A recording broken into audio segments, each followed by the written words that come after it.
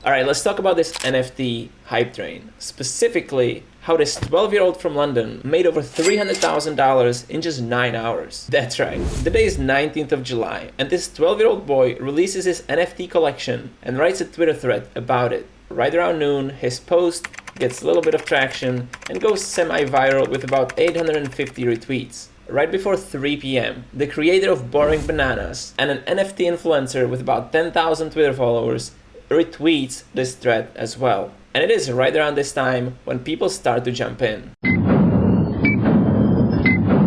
10 minutes later, at around 3 p.m., only 2.5 hours since the project went live, the first 10 NFTs of this 12-year-old's collection are minted. And right around midnight, this NFTpreneur announces on Twitter that his entire collection sold out. The grand total of the sale earnings made this guy 80 ETH. Not only that, he also embedded a smart contract into this NFT collection that earns him an additional 2.5% every single time any of these NFTs get traded in the aftermarket. This smart contract, since that launch day, made him an additional 40 ETH. Very smart. Now, this adds up to over $300,000 in profit for this young boy, which puts him amongst the top 5% of earners worldwide. The reason I'm making this video about this collection is that there's actually nothing special about it. No special roadmap, no passive yield, no gaming integrations, nothing. So why did everybody buy in?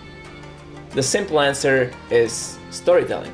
This NFT project is built by a 12-year-old and he learned how to code since the young age of 5. This is what makes it special and what makes it stand out. Once this Twitter post became viral on Twitter, that's when mainstream media started to pick up this story as well. It started with crypto publications but quickly transferred to mainstream media like CNBC, The Washington Post, The Telegraph, and others.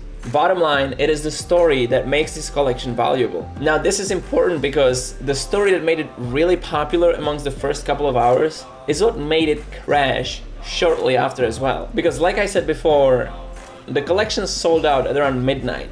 Now the young boy obviously went to sleep as most 12-year-olds would at that hour, and shortly after that speculation started to come up saying that everyone's been catfished, the story is fake, this is not done by a 12-year-old because everything looked just too good. And obviously this caused a major crash as well. The following morning this boy wakes up and says, "No guys, this is actually me, I'm 12 and I made this collection and I'll tell everybody how I did it." So the floor price starts to climb up again because they're like, okay, we've not been catfished, this is actually a true story. Now all of this was a bookshelf example of the worst behavior in crypto markets and NFTs specifically. And the collection I'm talking about are The Weird Whales by Benjamin Ahmad. Benjamin started to learn programming and coding when he was only 5 years old from his father. Also, this was not even his first NFT project. Anyhow, Weird Whales' floor price is currently 0.27 Ether. The mint price was 0.025, which means that if you were one of the lucky people that minted these on July 19th, you're now sitting at 10x of your initial investment, making Benjamin not the only one who made a decent profit. Another interesting point that is not so much important to this story, but more the greater picture, is that Benjamin, being only 12 years old, obviously doesn't have a bank account yet, but he does have crypto wallets, which are available to everyone. This again goes to demonstrate the power of blockchain technology, and I thought this is a cool part of this story, so I wanted to mention it. And while this story is impressive on its own, no doubt about it, what is even more impressive is what it teaches us about the NFT space. And what I mean by this is that it shares a lot of similarities to the Bored Apes, in that it's the community that gives them value. Similar to Bitcoin, that is not backed by anything but people not willing to sell. It is the narrative and the story that matters. Which reminds me, if you like this story, please subscribe to the channel, as I cover a lot of e-commerce stories like this one, plus I tell people how I make money online.